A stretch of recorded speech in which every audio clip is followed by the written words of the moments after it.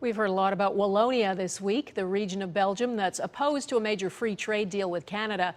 But who are these people, these Walloons as they're known, and why do they see this deal as such a threat? Our Jeff Semple is in Belgium tonight. Jeff, you've been talking to people in that little region that suddenly got a big voice. Yeah, and they're certainly making themselves heard here, Donna. Both Canada and the European Union stand to get a lot richer if CETA is approved. But people in Wallonia are convinced that they'll only become poorer. They have the power to stop this deal, and they're clearly not afraid to use it.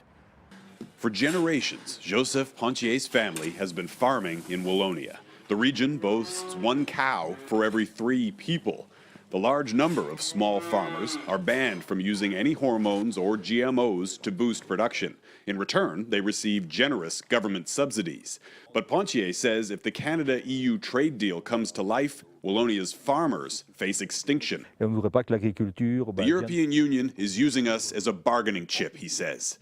CETA, the proposed free trade deal, would eliminate 98% of tariffs, allowing Canadian farmers to sell Europe 50,000 tons of beef. We can't compete with large Canadian producers, he says. If you destroy the agricultural sector here, you'll also affect other local industries that depend on it.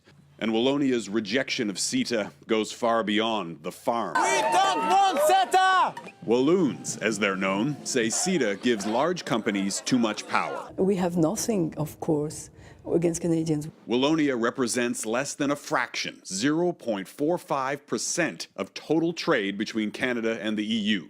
But Belgium's constitution guarantees each of its provinces a veto. Do you really think it's right that a small region of Belgium can overrule more than 500 million people in Canada and Europe? Okay. What do you think of Malta, which is a state of the European Union with, I think it's 450,000 inhabitants? We are 3.5 million in Wallonia. This has been decided. It is a reform. We use the power which we have been given. The socialist government is facing pressure from Wallonia's extreme left-wing Marxist party, which is climbing in the polls. It's kind of a perfect storm in that way.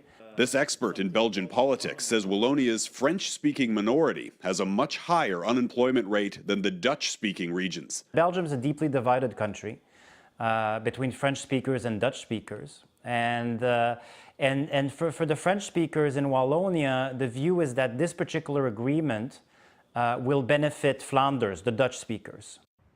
Canadian Prime Minister Justin Trudeau tweeted earlier that he is still looking forward to coming here to Brussels on Thursday to sign CETA.